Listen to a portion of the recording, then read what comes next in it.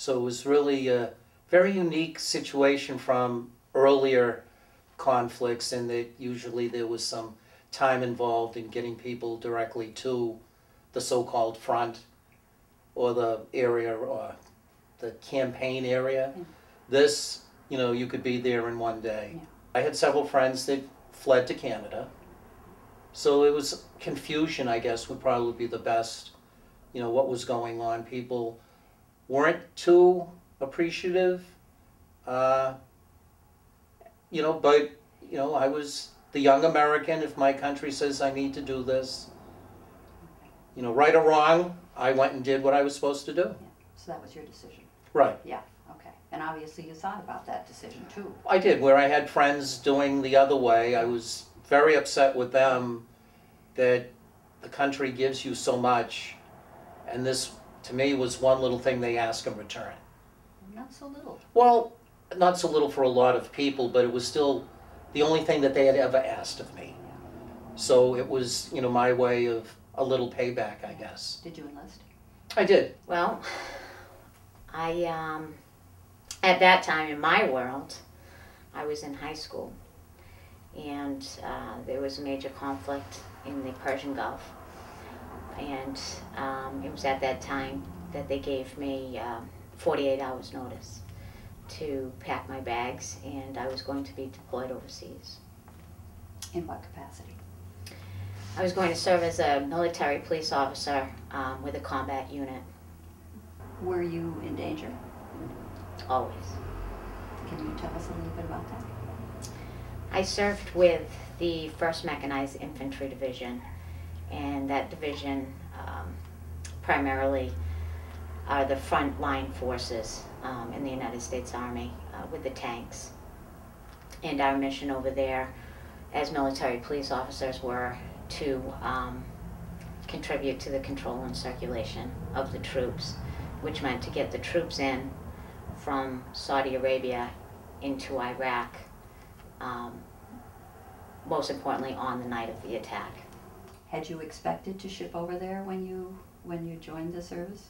Yeah, I expected to go over when I joined, not as quick as it happened. I got out of basic training, and within a month I was over there. Yeah, yeah. Now the second time, was that a surprise? No, I knew about the second time before I even finished the first time. Yeah. Yeah. Tell us a little bit about what you did over there. What were your assignments? Well, first deployment, I was in Eastern Baghdad,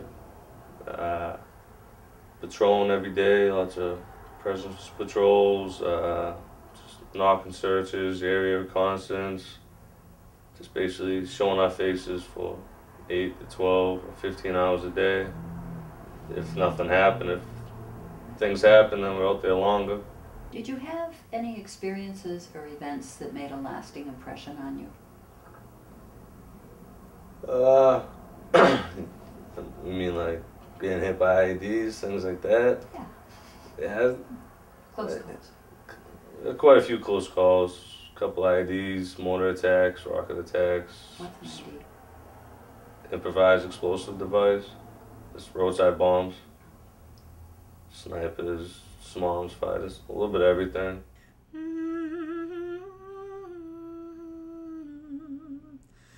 As we recognize the sacrifices our veterans have made, we should not overlook the tremendous sacrifices their families have made. Loved ones shipped overseas, communication slim to none, danger is present as your own shadow.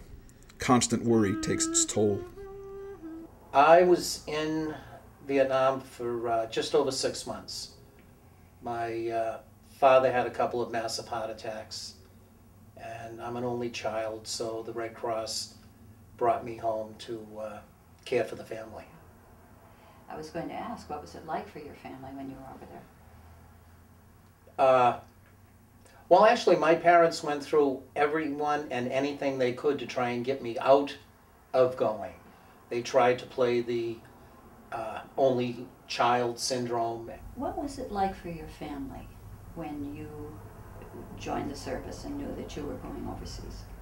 I mean, they were proud, but at the same time, my mother was a wreck constantly. My dad, he always, I mean, he's a tough guy. He always seemed like he was alright, but you could tell he was always relieved when I came home. And, I mean, yeah, supportive though. And what was it like for your family? Devastating, quite honestly. The youngest of 4 children. I had every intention, as well as they did, that I was going to go off to college after graduating high school, and I actually left high school early, halfway through my senior year, and I was deployed, so it was very difficult for them to understand that. Think about home? Oh, yeah. What did you think about specifically? Oh, the holidays, I guess, that I was missing. My girlfriend, she wrote me every week. The letters were good. When you think about or thought about home, were there specific images that came to mind? Yes, usually it's a girlfriend. No, I knew my mother and father were worried. I never sent any letters home that described what I was doing. Yeah. The way that after I get back. And there were a lot of mothers that had sons that died, friends of mine. My mother would write to me and tell me who had died and who came home on a furlough and things like that. Yeah. Were you worried about them when you were over there?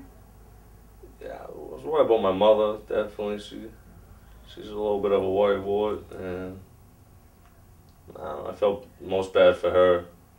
She definitely, yeah, she took it hard.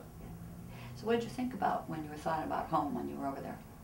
I mean, I personally try to never think about home unless I'm actually calling, or, you know, sit down have some time and then I'll talk to some people from back home. But other than that, I just... How come you tried not to think about home?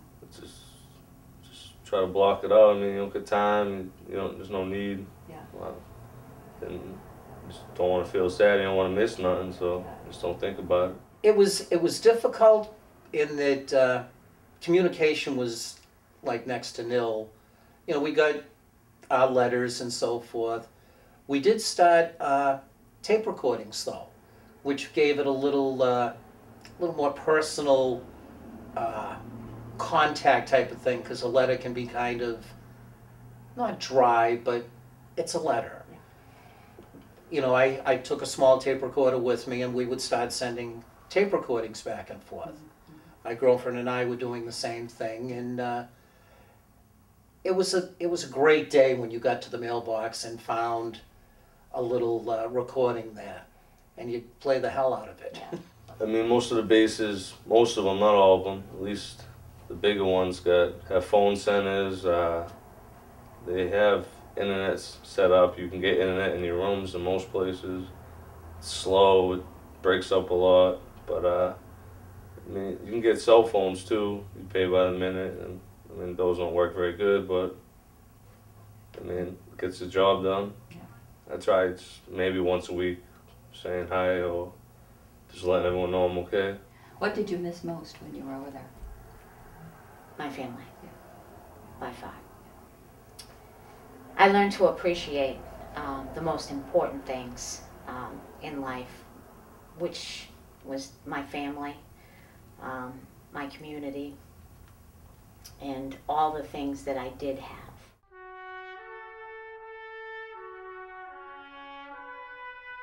There are a few shameful chapters in this country's history. Slavery, segregation, the treatment of the veterans of Vietnam. Whether the conflict was just or was uncalled for is not the issue. The shame lies in the way we collectively viewed those we had called into the conflict. People didn't like us if we were heading to Vietnam. Yeah. I have a couple of not so fond memories of landing in Hawaii on the way over, and of course they announced flight so-and-so on its way, and walking, because you had to disembark while they refueled, we actually had people spitting on us, and baby killers and all that, and I was 20, and I found it very confusing that they're taking out their anger on me. I haven't even been there yet. I don't know what to expect other than all of a sudden I'm public enemy number one. But we can change. have changed. We learned from our errors. When we next deployed our people, we tried to rectify the shame of Vietnam and threw our support behind the troops.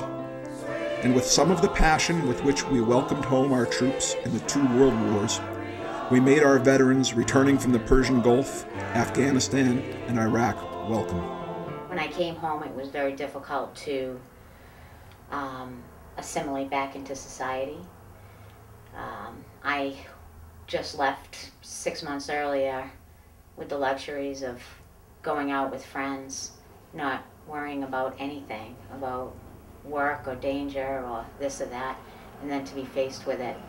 When I came home, my friends were still in the same position than when I left. There was maybe lack of responsibilities.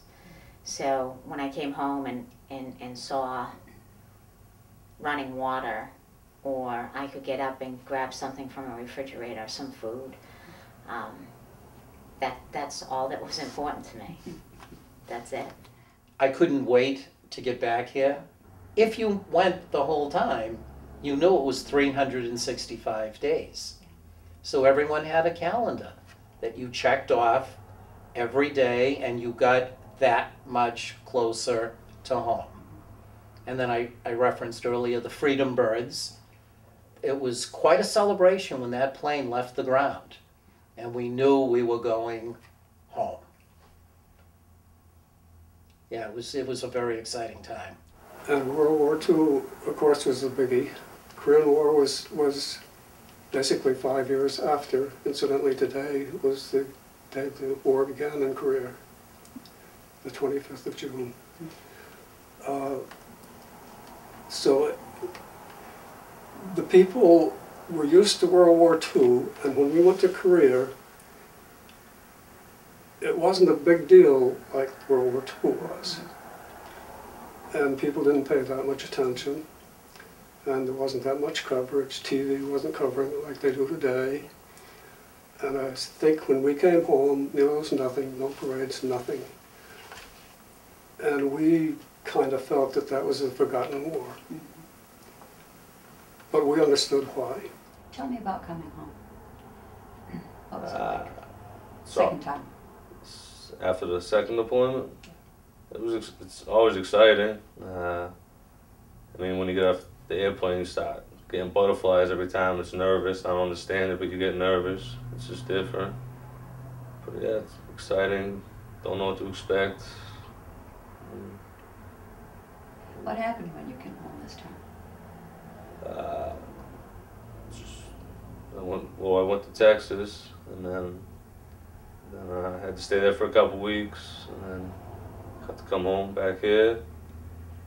And there was a Actually, reception. yeah, it was the police escorted me from the highway to my house, and then once I pulled on my street, there was like 200 people just clapping and cheering. Blew my mind. I didn't know what to do. Surprised. Pretty proud of you. Yeah, definitely. A lot of support. In his drama, Our Town, Thornton Wilder wrote, "Over there are some Civil War veterans, iron flags on their graves. Had a notion that the Union ought to be kept together, though they'd never seen more than 50 miles of it themselves. All they knew was the name, friends, the United States of America, and they went and died about it." Do you feel that what you did and what the guys did was necessary? Oh, yes. Yeah. If we hadn't done it, we'd be marching to a different tune and saluting a different flag. Yeah. We had to do it. Yeah. For home and country. Home and country. We did in those days think of home and country. You did. And God. No. I say no in the, too many people died for what I'm going to think now was nothing, because we just turned around and left. What I did was right, maybe not the action was right. Yeah. Until you find out. Until somebody beside you goes down or something, and or a friend doesn't come home. Yeah. Yeah. That's a big sacrifice to do what you did. Was it worth it? Oh yeah. How come? I guess I don't call it a sacrifice, a privilege.